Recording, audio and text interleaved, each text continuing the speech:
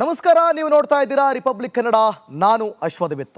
ವೀಕ್ಷಕರೇ, ರಿಪಬ್ಲಿಕ್ ಕನ್ನಡದಲ್ಲಿ ಬಹಳಷ್ಟು ನಾವು ಕಾರ್ಯಕ್ರಮಗಳನ್ನು ಮಾಡಿದ್ದೀವಿ. ಆದರೆ ಈ ವರಮಹಾಲಕ್ಷ್ಮಿ ಹಬ್ಬ ಇದೆಯಲ್ಲ, ಇವತ್ತು ಬಹಳ ವಿಶೇಷ. ಮೊದಲಿಗೆ ನಾಡಿನ ಸಮಸ್ತ ಜನತೆಗೆ ವರಮಹಾಲಕ್ಷ್ಮಿ ಹಬ್ಬದ ಶುಭಾಶಯಗಳು. ಈ ಒಂದು ಕೆಲಸ ಆಗಸ್ಟ್ 15ಕ್ಕೆ ಆಗಬೇಕಿತ್ತು, ಆದರೆ ಸಮಯ ಸಂದರ್ಭ ಇವತ್ತು ನಮ್ಮನ್ನು ಇಲ್ಲಿವರೆಗೂ ಕರ್ಕೊಂಡು ಬಂದಿದೆ. ಇವ್ರನ್ನ ನಿಮಗೆ ಪರಿಚಯಿಸಬೇಕು ಅಂತಿಲ್ಲ, ಇವರು ನಿಮ್ಗೆ ಆಲ್ರೆಡಿ ಗೊತ್ತು. ಇವ್ರ ಹೆಸರು ರಮೇಶ್ ಜಾಧವ್ ಅಂತ. ಇವರು ಜಾವೆಲಿನ್ ಕ್ರೀಡಾಪಟು.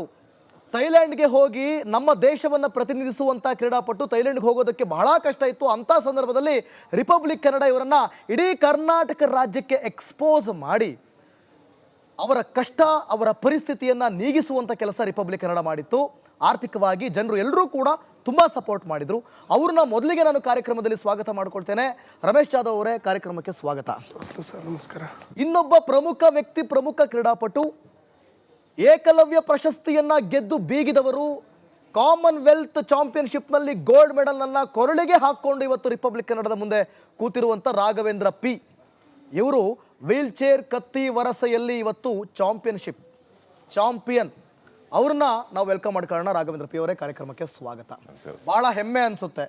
ಯಾಕೆ ಅಂತಂದರೆ ರಿಪಬ್ಲಿಕ್ ಕನ್ನಡ ಇಂಥ ಕಾರ್ಯಕ್ರಮಗಳನ್ನು ಮುಂಚೆಯಿಂದಲೂ ಕೂಡ ಅಚ್ಚುಕಟ್ಟಾಗಿ ಮಾಡ್ಕೊಂಡು ಬರ್ತಾ ಇರೋದು. ನಾವು ರೈತರ ಪರ, ಜನರ ಧ್ವನಿಯಾಗಿ, ಜೊತೆಗೆ ಇಂಥ ಸಾಧಕರನ್ನು ಗುರುತಿಸಿ ನಿಮ್ಮ ಮುಂದೆ ತೋರಿಸುವಂಥ ಪ್ರಯತ್ನವನ್ನು ನಾವು ಮಾಡ್ತಾ ಇರ್ತೀವಿ. ಮೊದಲಿಗೆ ನಾನು ರಮೇಶ್ ಜಾಧವ್ ಅವ್ರನ್ನೇ ಮಾತಾಡ್ತೀನಿ. ಇವ್ರ ಹತ್ರ ಮಾತಾಡೋದು ಭಾಳ ಇದೆ. ಹೇಗಿದ್ದೀರಿ ಸರ್? ಆರಾಮ ಸರ್? ಚೆನ್ನಾಗಿದ್ದೀನಿ ಸರ್. ನೀವು? ಆ್ಯಕ್ಚುಲಿ ಏನಾಯಿತು ಅವತ್ತು ಎಲ್ಲ ನಿಮಗೆ ಈ ಕಾರ್ಯಕ್ರಮ ಮುಗಿಸ್ಕೊಂಡು ಹೋದ್ಮೇಲೆ ಏನೆಲ್ಲ ಆಯಿತು ನಮಗೆ ಹೇಳ್ಬೋದಾ ಕ್ವಿಕ್ ಆಗಿ? ಹೌದು ಸರ್, ಈಗ ನಾವು ಇಲ್ಲಿಂದ ಕಾರ್ಯಕ್ರಮ ಮುಗಿಸ್ಕೊಂಡು ಹೋಗಿದ್ದೇವೆ. ಅಫ್ಸೋಸ್ ಮಾಡಿಲ್ಲ.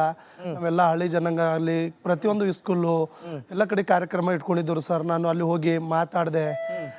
ನೀವು ನಿಜವಾಗ್ಲೂ ನಮ್ಮ ಕಲಬುರಗಿ ಜನ ಆಗಲಿ, ನಮ್ಮ ಇಡೀ ಕರುನಾಡು ಮತ್ತು ಭಾರತ ದೇಶ ಭಾಳ ಪ್ರೀತಿ ಕೊಟ್ಟಿದ್ದಾರೆ ಸರ್. ಅದು ಯಾರಿಗೆ ಸಲ್ಲುತ್ತೆ ಅಂದ್ರೆ ನಮ್ಮ ರಿಪಬ್ಲಿಕ್ ನ್ಯೂಸಿಗೆ ಸಲ್ಲುತ್ತದೆ ಸರ್. ನಿಜವಾಗ್ಲೂ ಸರ್, ನಂದು ಒಬ್ಬ ತಂದೆ ಇಲ್ಲದ ಮಗ. ನಾನು ಒಂದು ಚಿಕ್ಕ ಅಂಗಡಿಯಲ್ಲಿ ನೌಕರಿ ಮಾಡಿ ಕೈ ಕಳ್ಕೊಂಡಿದ್ದ ಮಗ ನಾನು. ನನಗೆ ಕ್ರೀಡೆ ಅಂತ ಏನಂತ ಗೊತ್ತಿದ್ದಿಲ್ಲ ಸರ್.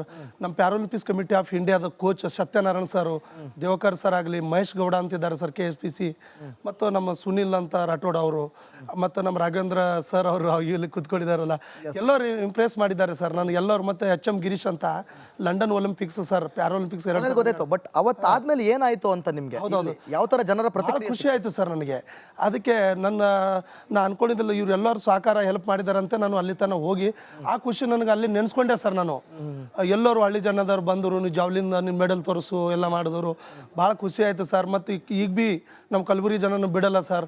ಪ್ರತಿಯೊಂದು ಕಾರ್ಯಕ್ರಮಕ್ಕೆ ಹೋಗ್ತಾರೆ ಸರ್. ನಾನು ಅದೇ ಹೇಳ್ತೀನಿ ಸರ್, ನಿಮಗೆ ದೇವರು ಎಲ್ಲ ಕೈ ಕಾಲು ಎಲ್ಲ ಚೆನ್ನಾಗಿ ಕೊಟ್ಟಿದ್ದಾರೆ, ನೀವು ಭೀ ಪ್ರಯತ್ನ ಮಾಡಿ ಅಂತ ದೊಡ್ಡ ಇಂಪ್ರೆಸ್ ಆಗಿದೆ ಸರ್ ಸಮಾಜದಲ್ಲಿ. ಅದು ನಮ್ಮ ರಿಪಬ್ಲಿಕ್ ನ್ಯೂಸರಿಗೆ ಸಲ್ಲಿಸ್ತದೆ ಸರ್. ಹೌದಾ? ತುಂಬ ಧನ್ಯವಾದ.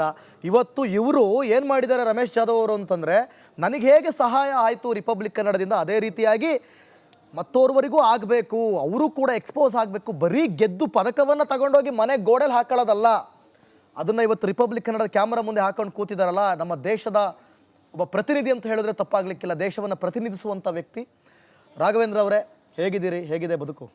ಚೆನ್ನಾಗಿದೆ ಸರ್, ಚೆನ್ನಾಗಿ ನಡೀತಾ ಇದೆ. ತುಂಬ ಜೀವನ ಕಷ್ಟ. ಅವ್ರನ್ನ ಸಿಂಪತಿಯಲ್ಲಿ ನೋಡ್ತಾರೆ. ಅವರಿಗೆ ಸರ್ಕಾರ ಬೇರೆ ಬೇರೆ ರೀತಿಯ ಯೋಜನೆಗಳನ್ನು ತಂದಿದೆ.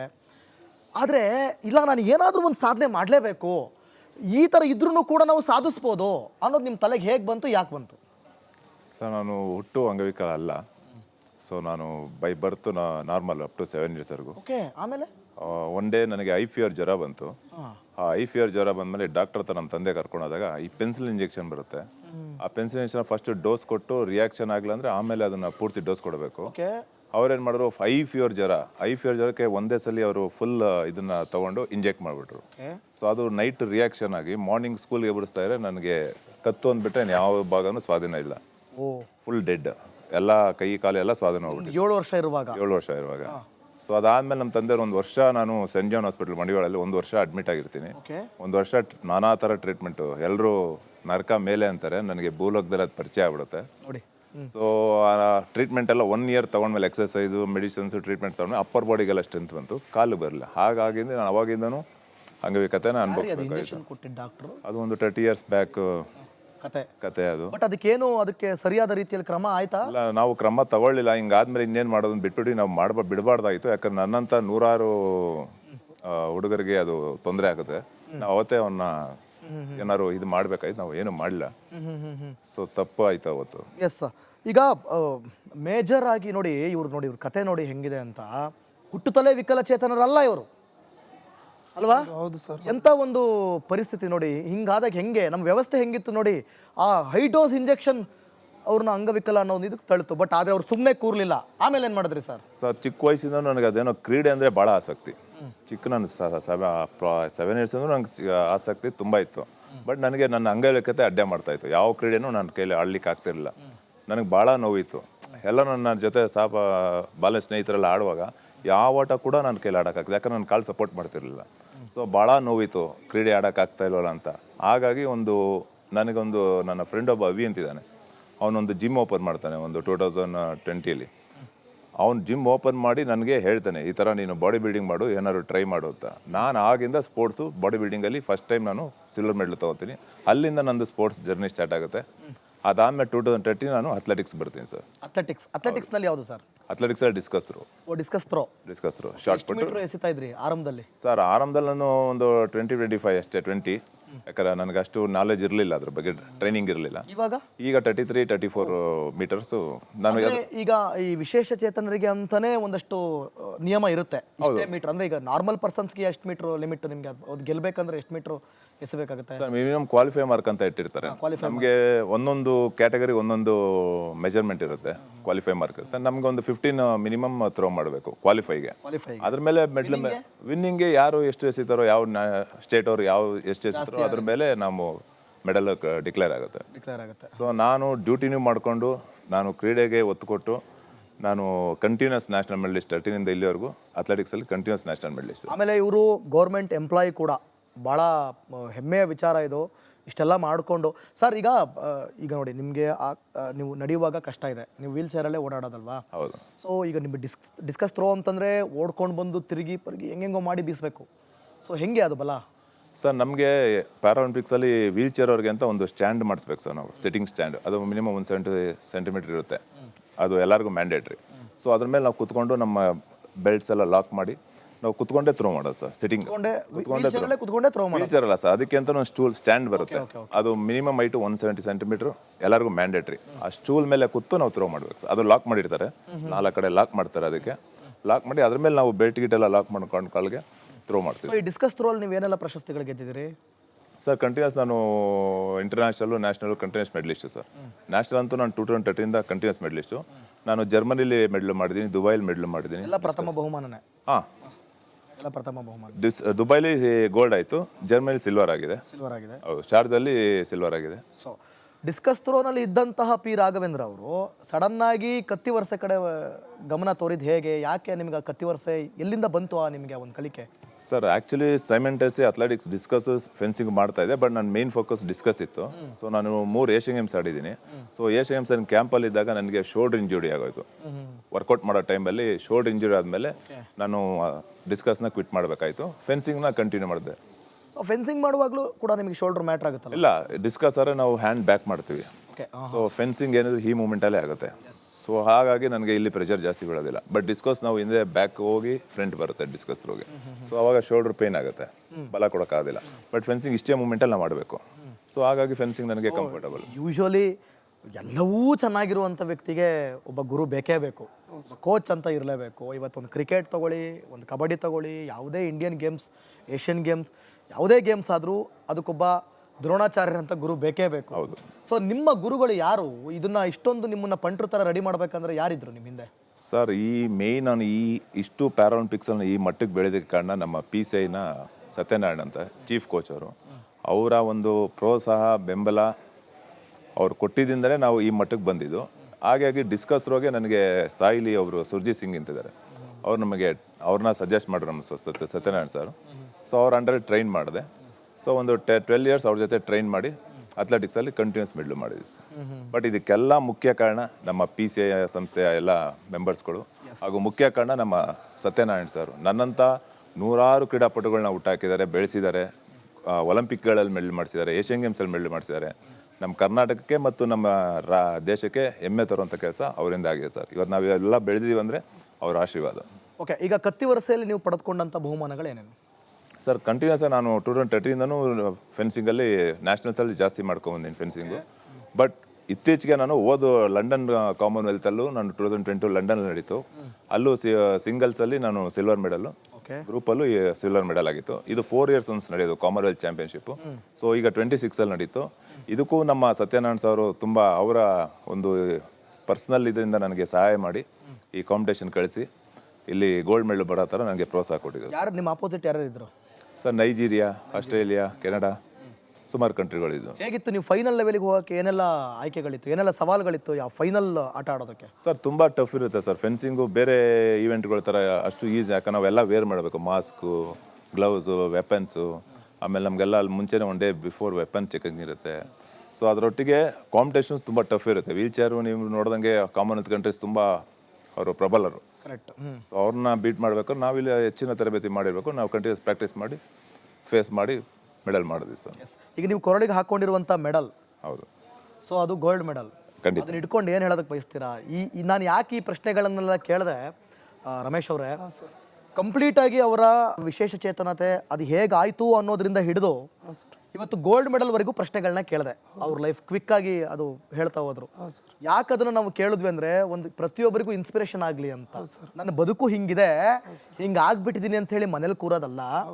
ನಾ ಏನಾದರೂ ಮಾಡ್ಬೋದು, ಬರೀ ಇದೊಂದೇ ಅಂತಲ್ಲ, ಏನು ಬೇಕಾದರೂ, ಜಸ್ಟ್ ಕೈಯಲ್ಲೇ ಏನು ಬೇಕಾದರೂ ಮಾಡ್ಬೋದು ಅನ್ನುವಂಥದ್ದಕ್ಕೆ ನೇರ ಉದಾಹರಣೆ. ಸೊ ಈಗ ನಿಮ್ಮ ಈ ಗೋಲ್ಡ್ ಮೆಡಲ್ ಇಟ್ಕೊಂಡು ಏನು ಹೇಳೋದಕ್ಕೆ ಬಯಸ್ತೀರಾ ಸರ್ ಈ ರಾಜ್ಯದ ಜನತೆಗೆ, ದೇಶದ ಜನತೆಗೆ? ಸರ್ ಇದು ಫಸ್ಟ್ ಕ್ರೆಡಿಟು ನಮ್ಮ ಸತ್ಯನಾರಾಯಣ್ ಸರ್ಗೆ ಹೋಗುತ್ತೆ. ಹಾಗೆ ಈ ಥರ ನಿಮ್ಮ ಮನೆಗಳಲ್ಲೂ ಯಾವ್ದಾದ್ರು ಮಕ್ಕಳಿಗೆ ಯಾವುದೇ ಕ್ಷೇತ್ರ ಆಗಿರ್ಬೋದು, ಕ್ರೀಡಾ ಕ್ಷೇತ್ರ ಅಂತ ಯಾವುದೇ ಕ್ಷೇತ್ರಗಳಾಗಲಿ ಅವ್ರಿಗೆ ಆಸಕ್ತಿ ಇದ್ದರೆ ಖಂಡಿತ ಅವ್ರಿಗೆ ಪ್ರೋತ್ಸಾಹ ಮಾಡಿ ನಮ್ಮ ದೇಶಕ್ಕೆ, ರಾಜ್ಯಕ್ಕೆ ಮೆಡ್ಲು ಥರ ನೀವು ಬರೋ ಹಾಗೆ ಪ್ರಯತ್ನ ಪಡಿ ಅಂತ ಎಲ್ಲ ಪೇರೆಂಟ್ಸಲ್ಲಿ ನಾನು ವಿನಂತಿ ಮಾಡ್ತೀನಿ ಸರ್. ಇಲ್ಲ ನನ್ನ ಲೈಫ್ ಹಿಂಗೆ, ನಂದು ಮುಗೀತು, ನನ್ನ ಲೈಫ್ ಇಷ್ಟೇ, ನನ್ನ ಹಣೆ ಬರನೇ ಇಷ್ಟು ಅಂದ್ಕೊಳ್ಳೋರಿಗೆ ಏನು ಹೇಳ್ತೀರಾ? ಸರ್ ನಾವು ಯಾವತ್ತೂ ನಮ್ಮ ಕೈಲಿ ಆಗಲ್ಲ ಅಂತ ಕುತ್ಕೊಬಾರ್ದು. ಮನಸ್ಸಿದ್ರೆ ನಮಗೆ ಮಾರ್ಗ. ಸೊ ನಾವು ಟಾರ್ಗೆಟ್ ಇಟ್ಕೊಬೇಕು, ಅದ್ರ ಮೇಲೆ ಫೋಕಸ್ ಮಾಡಬೇಕು. ಸೊ ಎಲ್ಲರಿಗೂ ಇನ್ಸ್ಪೈರ್ ಆಗೋ ಥರ ನಾವು ಅಚೀವ್ ಮಾಡಬೇಕು. ಎಸ್ ರಮೇಶ್ ಅವರೇ, ಈಗ ನಿಮ್ಮ ಹತ್ರ ಬರ್ತೀನಿ. ಇವತ್ತು ಇವ್ರು ಬಂದು ಕುತ್ಕೊಂಡಿದ್ದಾರೆ ಅಂದ್ರೆ ಅದಕ್ಕೆ ನೀವು ಕಾರಣ. ನೀವು ಅವತ್ತು ಥೈಲ್ಯಾಂಡಿಗೆ ಹೋಗಿ ಗೋಲ್ಡ್ ಮೆಡಲ್ ತಗೋತೀರಿ ಅಲ್ವಾ? ಅದು ವರ್ಲ್ಡ್ ಚಾಂಪಿಯನ್. ಹೇಗಿತ್ತು ಸವಾಲು? ಸರ್ ನಾನು ಭಾಳ ಕಷ್ಟದಲ್ಲಿದ್ದೆ ಸರ್. ನಾನು ಆ್ಯಕ್ಚುಲಿ ಅಲ್ಲಿ ಹೋಗಬೇಕು ಅಂತಂದರೆ 1,60,000 ರೂಪಾಯಿ ಎಂಟ್ರಿ ಫೀಸ್ ಅಂತ ಇದ್ದಿತ್ತು ಸರ್. ನನಗೆ ಆ್ಯಕ್ಚುಲಿ ಇಷ್ಟು ಕಟ್ಟಬೇಕಂತ ನನಗೆ ನಾಲೆಜ್ ಇದ್ದಿದ್ದಿಲ್ಲ, ಗೇಮ್ ಬಗ್ಗೆ ಇದ್ದಿದ್ದಿಲ್ಲ. ಸತ್ಯ ಸರ್ ಹೋಗಿ ನಮ್ಮ ಪ್ಯಾರಾಲಿಂಪಿಕ್ಸ್ ಕಮಿಟಿ ಆಫ್ ಇಂಡಿಯಾದ ಕೋಚು ಸತ್ಯನಾರಾಯಣ್ ಸರ್, ನಿಜವಾಗ್ಲೂ ಸರ್ ನಮ್ಮ ಅಂಗವಿಕಲದ ದೇವರು ಯಾರಿದ್ದಾರೆ ಈ ಭೂಮಿ ಮೇಲೆ ಅಂದರೆ ಸತ್ಯನಾರಾಯಣ ಸರ್ ಕ್ರೀಡೆಯಲ್ಲಿ.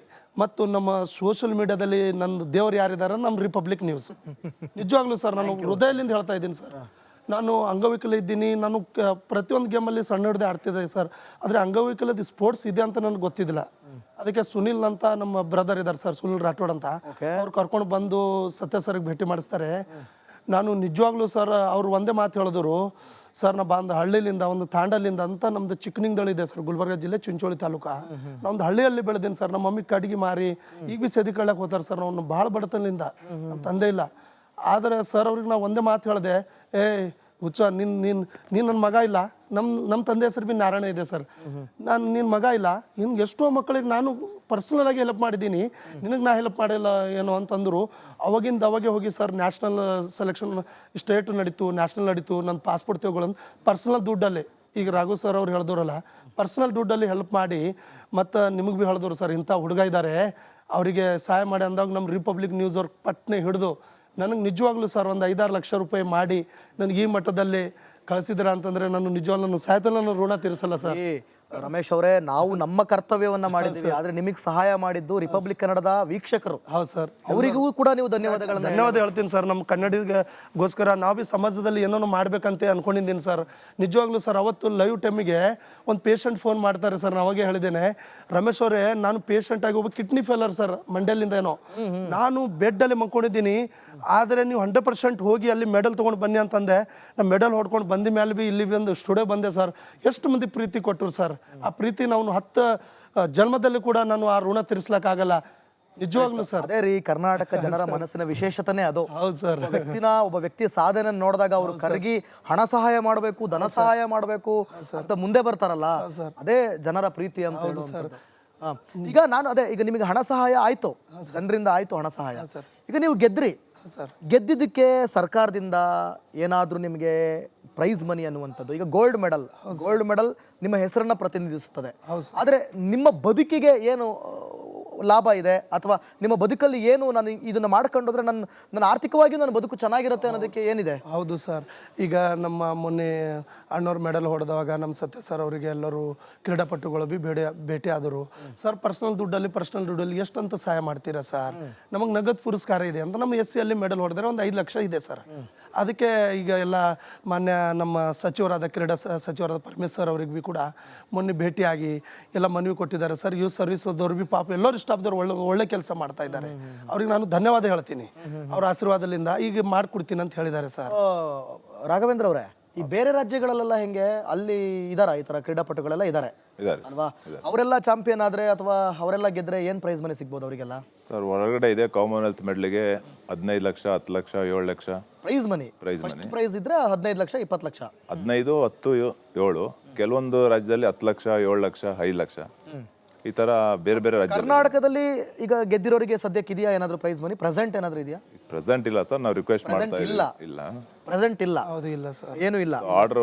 ಆರ್ಡರ್ ಅಲ್ಲಿ ಸೇರಿಸಿ ನಮಗೆ ಮಾಡಿಸ್ಬೇಕು ಸರ್. ಓಕೆ, ನೀವು ಪ್ರಯತ್ನ ಪಡ್ತಾ ಇದ್ದೀರಿ. ಹೌದು ಸರ್. ನೋಡಿ, ಸೊ ಭಾಳ ನಾನು ಏನು ಹೇಳ್ಬೇಕು, ನಾನೊಬ್ಬ ಜರ್ನಲಿಸ್ಟ್ ಆಗಿ ಮಾತಾಡ್ತೀನಿ ನಾನು, ಆಯ್ತಾ? ಹಾಂ ಸರ್. ಯಾಕೆ ಅಂತಂದರೆ ಬೇರೆ ರಾಜ್ಯಗಳಲ್ಲಿ 15 ಲಕ್ಷ ಕೊಡ್ತಾ ಇದ್ದೀರಿ ನೀವು. ಬೇರೆ ರಾಜ್ಯದಲ್ಲಿ ಈ ವಿಶೇಷ ಚೇತನರಿಗೆ ಚಾಂಪಿಯನ್ ಆದಾಗ ಅಥವಾ ಅವರು ಪ್ರಥಮ ಬಹುಮಾನವನ್ನು ಪಡೆದುಕೊಂಡಾಗ ಮೆಡಲ್ ಜೊತೆ ಪ್ರೈಸ್ ಮನಿ ಅನ್ನೋದು 15 ಲಕ್ಷದಿಂದ ಆರಂಭ ಆಗುತ್ತೆ. ಯಾವ ಸ್ಟೇಟಲ್ಲಿ ಆ ಥರ ಇರೋದು? ಹರಿಯಾಣ, ಡೆಲ್ಲಿ, ನಾಡು ಅಲ್ಲೆಲ್ಲ ಮಾಡ್ತಾರೆ. ಅಂದ್ರೆ ನಮ್ಮ ಕರ್ನಾಟಕದಲ್ಲಿ ಇದಕ್ಕೆ ಸಪೋರ್ಟ್ ಬೇಕಲ್ಲ. ನೋಡಿ, ನಾವು ಕುತ್ಕೊಂಡು ಟಿವಿ ಮುಂದೆ ಕೂರಿಸ್ಕೊಂಡು ಹಾಗೆ ಹೀಗೆ ಇವರು ದೇಶವನ್ನು ಪ್ರತಿನಿಧಿಸ್ತಾ ಇದ್ದಾರೆ, ದೇಶಕ್ಕೆ ಹೆಮ್ಮೆ ತಂದಿದ್ದಾರೆ, ಸಂತೋಷ, ಭಾಳ ಖುಷಿ, ಆಯಿತಾ? ಇವರೆಲ್ಲರೂ ಭಾಳ ಅತಿ ದೊಡ್ಡ ಸಾಧಕರು. ಆದರೆ ಇವ್ರ ಬದುಕಿಗೆ ಪ್ರೈಸ್ ಮನಿ ಇಲ್ಲ ಅಂತಂದರೆ, ಸೊ ನೀವು ಕ್ರೀಡಾ ಮಂತ್ರಿಗಳಾಗಿ ಕ್ರೀಡೆಗೆ ಕೊಡ್ತಿರುವಂಥ ಒಂದು ಉತ್ತೇಜನ ಎಲ್ಲಿದೆ? ಕೊಡ್ತಾ ಇದ್ದೀರಿ, ನಾರ್ಮಲ್ ಆಗಿ ಕ್ರೀಡಾಪಟುಗಳಿಗೆ ಕೊಡ್ತಾ ಇದ್ದೀರಿ, ಬಟ್ ವಿಶೇಷ ಚೇತನರಿಗೆ ಕೊಡ್ತಾ ಇಲ್ಲ. ಯಾಕೆ? ಇದು ನಾವು ರಿಪಬ್ಲಿಕ್ ಕನ್ನಡದ ಮೂಲಕ ಪ್ರಶ್ನೆ ಮಾಡ್ತಾ ಇದ್ದೀವಿ. ಇವರೇನೋ ಹೋಗಿದಾರಂತೆ, ಮನವಿ ಕೊಟ್ಟಿದ್ದಾರಂತೆ, ಭರವಸೆ, ವಾಸನೆಯಾಗಿ ಉಳಿಬಾರ್ದದು. ದಯವಿಟ್ಟು ಸರ್ಕಾರಕ್ಕೆ ನಾವು ರಿಪಬ್ಲಿಕ್ ಕನ್ನಡದ ಮೂಲಕ ಕೇಳ್ಕೊಳ್ತಿದ್ವಿ, ಆದಷ್ಟು ಬೇಗ ಇಂಥವರಿಗೆ ನೀವು ಈ ರೀತಿ ಪ್ರೈಸ್ ಮನಿ ಅಂತ ಕೊಟ್ಟಾಗ ಇನ್ನೊಂದಷ್ಟು ಜನ ಶಾಲಿಯಾಗಿ ಬರ್ತಾರೆ, ಆಯ್ತಾ? ದೇಶಕ್ಕೆ ಹೆಸರು ಎಷ್ಟು ಮುಖ್ಯನೋ ಅವ್ರ ಬದುಕಿಗೆ ಹಣವೂ ಕೂಡ ಅಷ್ಟೇ ಮುಖ್ಯ. ಅದು ಇದ್ದಿದ್ರೆ ಬಹುಶಃ ರಿಪಬ್ಲಿಕ್ ಕನ್ನಡದ ಅಗತ್ಯ ನಿಮಗೆ ಇರ್ತಿರ್ಲಿಲ್ಲ ಅನ್ಸುತ್ತೆ. ಹೌದು, ನಿಜವಾಗ್ಲೂ ಸರ್. ಸರ್ ಇನ್ನೊಂದೇನು, ನಾವೆಲ್ಲ ಕನ್ನಡಿಗರಲ್ಲ ಸರ್. ಈಗ ನಮ್ಮ 6 ಕೋಟಿ ಕನ್ನಡಿಗರ ಅಂತಂದ್ರೆ ಎಲ್ಲರೂ ಬಂತು, ನಾವು ಅವ್ರ ಮಕ್ಕಳ ಇದ್ದೀವಿ ಸರ್, ನಾವು ತಂದೆಯಾಗಿ ಕೇಳ್ತಾ ಇದ್ದೀವಿ. ಈಗ ನೋಡಿ ಸರ್, ನಮಗೆಲ್ಲ ಈಗ ಬೇರೆ ಬೇರೆ ರಾಜ್ಯದವ್ರು ರಾಘವೇಂದ್ರ ಸರ್ ಹೇಳ್ದಾಗೆ ಬೇರೆ ಬೇರೆ ಸ್ಟೇಟ್ದವ್ರು ಕೊಡ್ತಾ ಇದ್ದಾರೆ. ನಮ್ಮ ಸ್ಟೇಟ್ ಕೊಟ್ರೆ ಇನ್ನೂ ಹೆಚ್ಚು ಮೆಡಲ್ ತರ್ತೀವಿ ಸರ್. ನಮ್ಮ ಕೋಚ್ ಅವರು ಸತ್ಯನಾರಾಯಣ ಸರ್ ಪರ್ಫೆಕ್ಟ್ ಇದ್ದಾರೆ ಸರ್. ಸತ್ಯನಾರಾಯಣ ಸರ್ ಹೇಗಿದ್ದಾರೆ, ನಮ್ಮ ಪುರಸ್ಕಾರ ಬರಲಿ ಸರ್, ಇನ್ನೂ ಹೆಚ್ಚು ಮೆಡಲ್ ತೊಗೊಂಡು ಬಂದು ನಮ್ಮ ಕರ್ನಾಟಕದ ಕೀರ್ತಿ ಎತ್ತರ ಮಟ್ಟಕ್ಕೆ ತಂದು ಯಾವುದೋ ಡೌಟ್ ಇಲ್ಲ ಸರ್. ನಿಜವಾಗ್ಲೂ ನಮ್ಮ ಸತ್ಯನಾರಾಯಣ ಸರ್ ಅವರು ಪ್ರತಿಯೊಂದು ಹೆಲ್ಪ್ ಮಾಡ್ತಾರೆ. ಆದರೆ ನಗದು ಪುರಸ್ಕಾರ ಬೇಕಲ್ಲ ಸರ್. ಕರೆಕ್ಟ್. ಅವ್ರು ಏನು ಮಾಡ್ಬೇಕು ಸರ್? ಕೋಚ್ ದಿನ ಅಂತ ನಿಮ್ಮ ಸತ್ಯನಾರಾಯಣ ಅವರು ಕೂಡ ಸ್ವಂತ ಖರ್ಚಿನಲ್ಲಿ ನಿಮ್ಮನ್ನೆಲ್ಲ ಬೆಳೆಸಕ್ಕೆ ಸಾಧ್ಯ. ಅವ್ರಿಗೊಂದು ಸೇವಾ ಮನೋಭಾವನೆ ಇದೆ, ಅವ್ರು ಮಾಡ್ತಾರೆ. ಜನರಿಗೂ ಸೇವಾ ಮನೋಭಾವನೆ ಇತ್ತು, ನಿಮಗೆ ಸಹಾಯ ಮಾಡಿದ್ರು ಸರ್. ಇವ್ರಿಗೆ ನಾವು ಸಹಾಯ ಮಾಡಿ ಅಂತ ಕೇಳಕತ್ತಾ ಇಲ್ಲ. ಇವ್ರು ಆಲ್ರೆಡಿ ಗೌರ್ಮೆಂಟ್ ಸರ್ಕಾರಿ ಇಲಾಖೆಯಲ್ಲಿ ಕೆಲಸ ಮಾಡ್ತಾ ಇದ್ದಾರೆ, ಒಳ್ಳೊಳ್ಳೆ ಸಾಧನೆಗಳನ್ನ ಮಾಡಿದ್ದಾರೆ. ಬಟ್ ನಗದು ಪುರಸ್ಕಾರ ಅನ್ನೋದು ಬಹಳ ಮುಖ್ಯ. ಏನ್ ಸರ್, ಏನ್ ಹೇಳ್ತೀರಿ? ಸರ್, ಈಗ ನಾನು ಸರ್ಕಾರಿ ನೌಕರ, ಬಟ್ ನನ್ನ ಸಂಬಳ ನನ್ನ ಮನೆಗೆ ಸೀಮಿತ ಆಗುತ್ತೆ. ಸರ್ಕಾರ ಸಂಬಳ ಆಗಿದ್ರೆ ನಮಗೆ ಲಕ್ಷಾಂತರ ರೂಪಾಯಿ ಸಂಬಳ ಬರೋದಿಲ್ಲ. ನನ್ನ ಸಂಬಳ ನನ್ನ ಮನೆಗೆ ಸೀಮಿತ. ಇದು ನನಗೆಲ್ಲ ಅಡಿಷನಲ್ ಖರ್ಚು. ಈಗ ನೋಡಿ, ನಾನು ಈ ಫೆನ್ಸಿಂಗ್ ದಬಾಂಗ್ ಸಿಂಗ್ ಅವ್ರ ಹತ್ರ ಟ್ರೈನಿಂಗ್ ಮಾಡ್ತಾ ಇದ್ದೆ ಕಂಟ್ರೋಲ್ ಸ್ಟೇಡಿಯಮಲ್ಲಿ. ದಬಾಂಗ್ ಸಿಂಗ್ ಫೆನ್ಸಿಂಗ್ ಕೋಚ್ ಅವರು, ಅವ್ರ ಹತ್ರ ಟ್ರೈನ್ ಮಾಡ್ತಾ ಇದ್ದೀನಿ. ಸೊ ಈಗ ಒಂದು ಇಂಟರ್ನ್ಯಾಷನಲ್ ಕಿಟ್ ತೊಗೊಬೇಕಾದ್ರೆ ಮಿನಿಮಮ್ 4 to 5 lakhs ಬರೀ ಕಿಟ್ಗೆ ಬೇಕು. ಇಂಟರ್ನ್ಯಾಷನಲ್ ಕಿಟ್ಟು ನಾವು ಆ ಕಿಟ್ ಇದ್ರೇ ಒನ್ ಡೇ ಬಿಫೋರ್ ಅದನ್ನು ಚೆಕ್ ಮಾಡಿ ನಮ್ಮ ಆಡಕ್ಕೆ ಬಿಡೋದು. ಸೊ ಆ ಕಿಟ್ ಪರ್ಚೇಸ್ ಮಾಡ್ಕೊಂಡು 5 lakhs rupees ಬೇಕು. ಆಸ್ ಎ ನಾನು ಗೌರ್ಮೆಂಟ್ ಎಂಪ್ಲಾಯ್, ನನ್ನ ಸಂಬಳ ನನ್ನ ಮನೆಗೆ ಸೀಮಿತ. ಇದನ್ನ ಪರ್ಚೇಸ್ ಮಾಡ್ಕೊಂಡು ನಾನು ಎಲ್ಲ ಲೋನೇ ಮಾಡಬೇಕು. ನಾನು ಈಗಲೂ ಸುಮಾರು ಲೋನ್ಗಳು ಮಾಡೇ ನಾನು ಕಾಂಪಿಟೇಷನ್ಸೇ ಕಿಟ್ಟು. ಹಾಗಾಗಿ ನಮಗೆ ಅಂದ್ರೆ ರಾಘವೇಂದ್ರ ಅವರಿಗೆ ಸಾಲ ಇದೆ ಅಂತ ಆಯ್ತು. ನನಗೊಂದು 16 to 18 lakhs ಇದೆ ಸರ್. 16 to 18 lakhs ಸಾಲ ಇದೆ ಸರ್. ನಾನು ಈಗ ಆಲ್ಮೋಸ್ಟ್ ಒಂದು 10 to 12, 13 ಕಂಟ್ರೀಸ್ ಹೋಗಿದ್ದೀನಿ. ಸೊ ಕೆಲವೊಂದು ಏಷ್ಯನ್ ಗೇಮ್ಸು, ವರ್ಲ್ಡ್ ಚಾಂಪಿಯನ್ಶಿಪ್ ಎಲ್ಲ ಸರ್ಕಾರ ಬರ್ಸುತ್ತೆ. ಯಾಕಂದರೆ ಪ್ರತಿಷ್ಠಿತ ಕ್ರೀಡಾಕೂಟ. ನಾನು 3 ಬಾರಿ ಏಷ್ಯನ್ ಗೇಮ್ಸ್ ಆಡಿದ್ದೀನಿ, 2014, 18, 23. ಸೊ ಅದು ಪೂರ್ತಿ ಸರ್ಕಾರ ವಹಿಸುತ್ತೆ. ಸಾಯಿ ನಮಗೆಲ್ಲ ಕ್ಯಾಂಪ್ ಕೊಡುತ್ತೆ. ಅದು ಹೊರತುಪಡಿಸಿ ನಾವು ಬೇರೆ ಇಂಟರ್ನ್ಯಾಷನಲ್ಸ್ ಕ್ವಾಲಿಫೈ ಮಾಡೋಕೆ ಹೋಗ್ಬೇಕಾದ್ರೆ ಅದು ನಾವೇ ಬೇರೆ ಮಾಡಬೇಕು. ಸೊ ಆ ಬೇರೆ ಮಾಡೋಕೆ ನನ್ನ ಸ್ವಂತ ಖರ್ಚಲ್ಲೇ ಮಾಡಬೇಕು. ನಾನು ಕ್ವಾಲಿಫೈ ಆದಮೇಲೆ ನನಗೆ ಸರ್ಕಾರ ಬರ್ಸುತ್ತೆ ದೊಡ್ಡ ಗೇಮ್ಗೆ. ಅದ್ರ ಬಿಫೋರ್ ಇಂಟರ್ನ್ಯಾಷನಲ್, ನ್ಯಾಷನಲ್ ಎಲ್ಲ ನಾವೇ ಬೇರೆ ಮಾಡಬೇಕಾಗುತ್ತೆ. ಸೊ ಹಾಗಾಗಿ ನಮ್ಗೆ ಅದು ಅಡಿಷ್ನಲ್. ಸೊ ಈಗ ಕೆಲವೊಂದು ಸರ್ಕಾರ ಭರಿಸುವುದನ್ನು ಹೊರತುಪಡಿಸಿ ಕೆಲವೊಂದು ಗೇಮ್ಗಳಿದೆಯಲ್ಲ, ಅಲ್ಲಿಗೆಲ್ಲ ನೀವು ಅಮೌಂಟನ್ನು ಹೆಂಗೆ ಅಡ್ಜಸ್ಟ್ ಮಾಡ್ತೀರಿ, ಹೆಂಗೆ ಅದು ಸಾಧ್ಯ ಆಗುತ್ತೆ? ಟು ಬಿ ಫ್ರ್ಯಾಂಕ್, ನನ್ನ ಮನೆ ಗೋಲ್ಡ್ಸ್ನೆಲ್ಲ ಪ್ಲೆಡ್ಜ್ ಮಾಡಿದ್ದೀನಿ. ನಮ್ಮ ಆಫೀಸಲ್ಲಿ ಏನೇನು ಲೋನ್ ಸಿಗುತ್ತೋ ಅದೆಲ್ಲ ತೊಗೊಂಡಿದ್ದೀನಿ. ಹೊರಗಡೆ ಎಲ್ಲೆಲ್ಲಿ ಸಿಗುತ್ತೋ ಯಾಕಂದ್ರೆ ಸರ್ಕಾರ ಸಹಾಯ ಮಾಡುವಂತ ಒಂದು ಅವಕಾಶ ಇದೆಯಾ? ಸರ್ಕಾರ ಮಾಡುತ್ತೆ ಸರ್. ಒಂದು ಮೆಡ್ಲಿಗೆ ಎಷ್ಟು ಅಂತ ನಮ್ಮ ಯೂತ್ ಸರ್ವಿಸಲ್ಲಿ ಫಿಕ್ಸ್ ಮಾಡಿದ್ದಾರೆ. ಓಕೆ. ಸೊ ಅದು ವರ್ಷಕ್ಕೊಂದ್ಸಲಿ ಬರುತ್ತೆ. ಒಂದು ಟೋಟಲಿ 1 year 2 ಮೆಡ್ಲಿಗೆ ಫಿಕ್ಸ್ ಮಾಡಿದ್ದಾರೆ. ಸೊ ಅದು ಹೊರತುಪಡಿಸಿ ನಮಗೆ ಎಕ್ಸ್ಟ್ರಾ ಚಾರ್ಜಸ್ಗಳಾಗುತ್ತೆ. ಯಾಕಂದ್ರೆ ನಾವು 2-3 ಕಂಟ್ರೀಸ್ಗೆ ಹೋದರೆ ಮಿನಿಮಮ್ 5 to 6 lakhs ಆಗುತ್ತೆ. ಒಂದು 3 countries 2 countries ಹೋದ್ರು ನಮ್ಗೆ ಒಂದು ಗೋಲ್ಡ್ಗೆ 2 lakhs ಕೊಡ್ತಾರೆ. ಸೊ ಅದು ಒಂದು ಕಂಟ್ರಿಗೆ ಸಾಲ್ಬೋದು ಅಷ್ಟೇ. ಇನ್ನೊಂದು 2-3 ಕಂಟ್ರಿಗೆ ಅಂದರೆ ಅದು ನಮಗೆ ಅಡಿಷನಲ್ ಚಾರ್ಜ್ ಆಗ್ಬಿಡುತ್ತೆ. ಅದ್ರ ಜೊತೆಗೆ ಕೆಲವೊಂದು ಕಿಟ್ಗಳು ಪರ್ಚೇಸ್ ಮಾಡಬೇಕು. ಸೊ ಅದೆಲ್ಲ ಅಡಿಷನಲ್ ಚಾರ್ಜಸ್. ರಾಘವೇಂದ್ರ ಅವರೇ, ನಿಮ್ಮ ಬದುಕಿನಲ್ಲಿ ಇಬ್ಬರಿಗೂ ನಾನು ಕೊನೆ ಪ್ರಶ್ನೆ ಕೇಳ್ತಾ ಇದ್ದೀನಿ ಈ ಒಂದು ಎಪಿಸೋಡ್ನಲ್ಲಿ. ಕೇಳಿ ಸರ್. ನಿಮ್ಮ ಬದುಕಿನಲ್ಲಿ ಇಲ್ಲಪ್ಪ ನನ್ನ ಕೈಲಿ ಆಗದೇ ಇಲ್ಲ, ಇನ್ನೂ ನನ್ನ ಕೈಲಿ ಆಗಲ್ಲ ಅಂತ ಕಣ್ಣೀರು ಹಾಕುವಂಥ ಕ್ಷಣ, ಅದನ್ನು ಯಾವುದನ್ನ ಈ ನಿಮ್ಮ ಜರ್ನಿಲಿ ನೆನೆಸ್ಕೊಳ್ಳೋಕೆ ಇಷ್ಟಪಡ್ತಾರೆ? ಸರ್, ಹೋದ 2022 ಲಂಡನ್ ಇದೇ ಕಾಮನ್ವೆಲ್ತ್ ಗೇಮ್ಸ್, ಇದು 4 years ಒಂದ್ಸರಿ ನಡೆಯೋದು Commonwealth ಚಾಂಪಿಯನ್ಶಿಪ್ಪು. Abel body disable body ಒಟ್ಟಿಗೆ ನಡೆಯುತ್ತೆ. ಹೋದ ಸಲ ಏನಾಯಿತು, 2022 ಲಂಡನಲ್ಲಿ ಇದ್ದಿದ್ದು. ಸೊ ನನ್ನ ಮನೇಲಿ ನಮಗೆ ಆಲ್ರೆಡಿ ನಾನು ಆಲ್ಮೋಸ್ಟ್ ಲೋನ್ಸ್ ಎಲ್ಲ ಮಾಡಿ ಟೈಟ್ ಆಗಿತ್ತು ನಮಗೆ. ಸೊ ನಮ್ಮ PCIಯಿಂದ ನಮಗೆ ಫ್ಲೈಟ್ ಚಾರ್ಜ್ ಮಾಡಬೇಕಂದ್ರೆ 1.5 lakh ಟಿಕೆಟ್ ಬೇಕಾಯಿತು, ಬರೀ ಫ್ಲೈಟ್ ಟಿಕೆಟ್ಸ್. ನಾನು ನಮ್ಮ ಮನೆಗೆ ಫೋನ್ ಮಾಡಿ ಹೇಳಿದೆ, ಎಮರ್ಜೆನ್ಸಿ ಬೇಕು, ಇನ್ನೊಂದು 2 days ಇತ್ತು, ಟೈಮ್ ಇಲ್ಲ ನನಗೆ. ಎಲ್ಲೂ ನನ್ನ ಫ್ರೆಂಡ್ಸ್ ಹತ್ರ ಕೇಳಿ ಸಡನ್ನಾಗಿ 2 lakhs 3 lakhs ಯಾರೂ ಇಟ್ಟಿರಲ್ಲ ಕ್ಯಾಶು. ನಮ್ಮ ಮನೇಲಿ ಕೇಳಿದೆ ಫೋನ್ ಮಾಡಿ ನನ್ನ ವೈಫ್ಗೆ, ಇನ್ಯಾವುದಾದ್ರು ಗೋಲ್ಡ್ ಇದೆಯಾ ಪ್ಲೆಡ್ಜ್ ಮಾಡಿಬಿಟ್ಟು ಅರ್ಜೆಂಟ್ ನನಗೆ ಫ್ಲೈಟ್ ಟಿಕೆಟ್ 1,75,000 ಏನೋ ಸರ್ ಅದು ಫ್ಲೈಟ್ ಟಿಕೆಟು. ನನ್ನ ವೈಫ್ ಅಲ್ಲಿಂದ ಒಂದು ಮಾತು ಹೇಳಿದ್ರು, ನಾವು ನನ್ನ ಮಕ್ಳು ಇಬ್ಬರಿದ್ವಿ, ಅವ್ರನ್ನೂ ಮಾಡಿಬಿಟ್ಟು ನೀವು ಕಾಂಪಿಟೇಷನ್ಗೆ ಹೋಗ್ಬಿಡಿ ಅಂತ. ಆ ಮಾತು ನನಗೆ ಮಾರನೇ ದಿವಸನೇ ಫ್ಲೈಟು ನನಗೆ. ನಾನು ಇಲ್ಲಿ ಫ್ಲೈಟಲ್ಲಿ ಕೂತಿದ್ದು ಲಂಡನ್ ಇಳಿಯೋವರೆಗೂ ಆ ಮಾತು ನನಗೆ ರಿಮೆಂಬರ್ ಆಗ್ತಾಯಿತ್ತು. ಆಟೋಮೆಟಿಕಾಗಿ ಕಣ್ಣು ನೀರು ಬರ್ತಾಯಿದೆ. ನಾನು ಆ ಜರ್ನಿಲೇ ಹೋಗಿದ್ದೀನಿ. ಆ ಪೀರಿಯಡ್ ಇಲ್ಲ ಸರ್, ಅದನ್ನು ನನ್ನ ಲೈಫಲ್ಲಿ ಮರೆಯೋಕ್ಕೆ ಆಗಲ್ಲ. ಯಾಕಂದ್ರೆ ನನ್ನ ಹೆಂಡತಿ ಆ ಮಾತು ಹೇಳಿದ ತಕ್ಷಣ ನನಗೆ ಆಟ ಬೇಕಾ ಅನಿಸ್ಬಿಡ್ತು.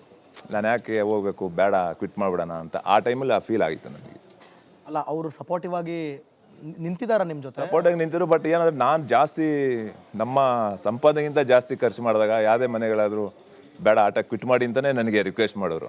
ಆಮೇಲೆ ಏನಾಯ್ತು, ಹೋದ್ರೆ ನೀವು? ಆಮೇಲೆ ನಮ್ಮ ಸತ್ಯನಾರಾಯಣ ಸರ್, ನಾನು ಅದೇ ಕಣ್ಣಲ್ಲಿ ನನಗೆ ನೀರಾಗಿ ನಾನು ಸ್ಟೇಡಿಯಮಿಂದ ಲಗೇಜ್ ಎಲ್ಲ ತೊಗೊಂಡು ವಾಪಸ್ ಬರ್ತಾ ಇದೆ.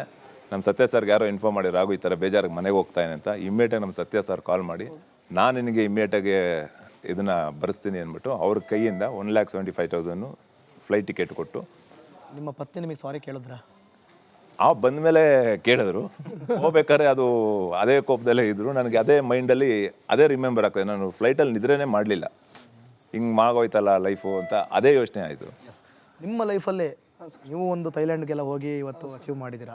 ಆ ಥರದ್ದೇ ಒಂದು ಘಟನೆ, ಇಲ್ಲಪ್ಪ ಸಾಕು ನನಗೆ ಕಣ್ಣೀರು ಹಾಕಿ ಇನ್ನು ಬೇಡವೇ ಬೇಡ ಅನ್ನೋ ಥರ ಒಂದು? ಹೌದು ಸರ್. ಸರ್ ನಾನು ಈಗ ಟೋಟಲು 2023 ಹಿಡಿದು 6 ಕಂಟ್ರಿ ಆಡಿದ್ದೀನಿ ಸರ್ ನಾನು. ಆದರೆ ನನಗೆ 2025 ಈಗ ಮೊನ್ನೆ ಥೈಲ್ಯಾಂಡಲ್ಲಿ ನನ್ನ 3ನೇ ಪ್ಲೇಸ್ ಆಯಿತು, ಅದೇ ಜಾವ್ಲಿನ್ ಥ್ರೂ ಅಲ್ಲಿ. ಅದು ಹೋಗೋಕ್ಕಿಂತ ಮುಂಚೆನೇ ಸರ್ ನನಗೆ ಭೀ ಅದೇ ಸಾಲ ಸೂಲ ಮಾಡಬೇಕು ಎಲ್ಲ. ಈಗ ನಮ್ಮದು ರಿಪಬ್ಲಿಕ್ ನ್ಯೂಸ್ಲಿಂದ ಒಂದು 5-6 ಲಕ್ಷ ರೂಪಾಯಿ ಆಗಿತ್ತು ಸರ್. ಅಲ್ಲಿ ತನಕ 5-6 ಕಂಟ್ರಿ ಅಲ್ಲಿ ತನಕ ನನಗೆ ಬೆಸ್ಟ್ ಆಯಿತು, ಅದು ದುಡ್ಡು ಜೋಪಾನಾಗೆ ಇಟ್ಕೊಂಡು. ಈಗ ನನ್ನ ಭೀ ಮದುವೆ ಆಗಿದೆ ಸರ್, 3 ಮಕ್ಕಳಿದ್ದಾರೆ. ಮನೇಲಿ ಹೇಳಿದ್ರು ನನಗೆ, ನೀ ಮಾಮ ಬರೀ ನೀ ಆಡಿ ಬರ್ತಿ, ಬಂಗಾರ ಪದಕ ತಂದಿದ್ದಿ, ಇದು ಮಾರಿಬಿಡೋಮೇನೊಂದು. ಇಲ್ಲ, ಇದು ಮೆಡಲ್ ಐತಿ ಅಂತಂದೆ. ಹೌದಾ, ಮತ್ತು ಬಂಗಾರ ಪದಕ ಅಂತ ಹೇಳ್ತಾರಲ್ಲ ಅಂತಂದು. ಇಲ್ಲ, ಇದು ಗೋಲ್ಡ್ ಮೆಡಲ್ಲು, ಇದು ಭಾಳ ಇದ್ರ ಸಲಕ್ಕೆ ನಮ್ಮ ಸೈನಿಕರು ಗೋಲಿ ತಿಂತಾರೆ ಬಾರ್ಡ್ರಲ್ಲಿ ನಿಂತು ಅಂತ ಹೇಳಿದೆ.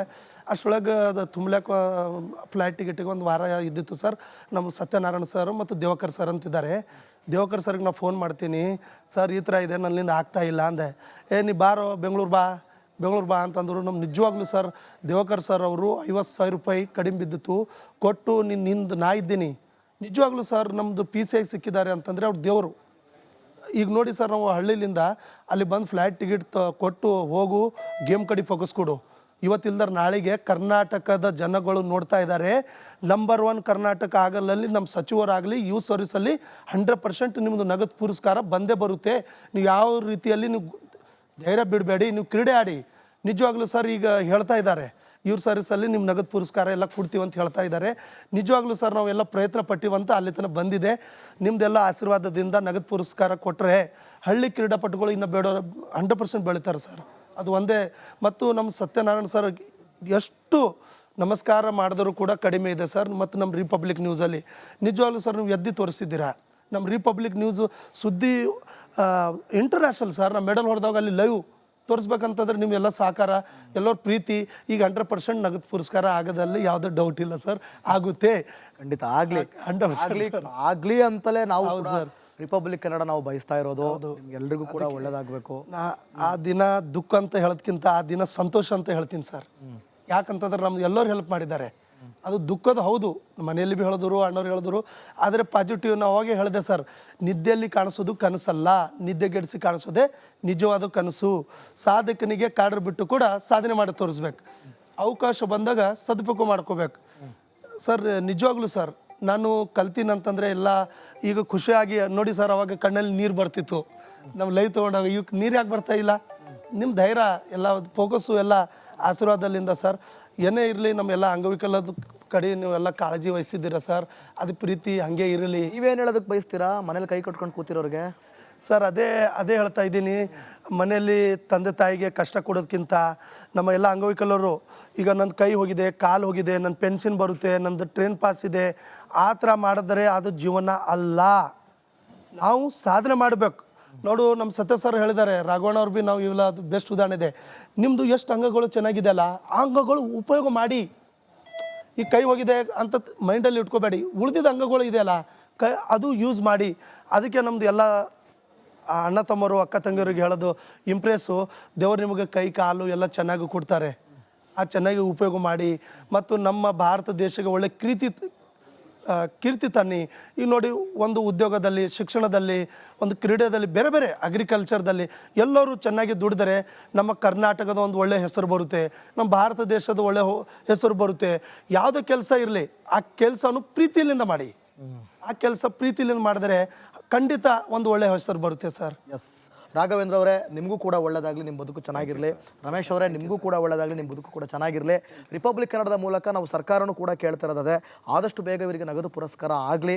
ಜೊತೆಗೆ ಇವರಿಗೆ ಎಲ್ಲ ರೀತಿಯ ನಗದನ್ನು ಭರಿಸುವಂಥ, ಇವರು ಹೋಗೋದ್ರಿಂದ ಹಿಡಿದು ಬರೋದ್ರಿಂದ ಹಿಡಿದು ಪ್ರತಿಯೊಂದು ಖರ್ಚನ್ನು ಕೂಡ ನೀವು ಭರಿಸುವ ಕೆಲಸ ಆಗಬೇಕು. ಆ ಯೋಜನೆಗಳನ್ನು ತರಬೇಕು. ಆ ರೀತಿಯ ಗ್ಯಾರಂಟಿಗಳನ್ನು ಇವರೆಲ್ಲರಿಗೂ ಕೂಡ ನೀವು ಕೊಡಬೇಕು ಅಂತ ರಿಪಬ್ಲಿಕ್ ಕನ್ನಡದ ಮೂಲಕ ಕೇಳ್ಕೊಳ್ತಾ ಈ ಕಾರ್ಯಕ್ರಮನ ಮುಗಿಸ್ತಾ ಇರ್ತೀನಿ.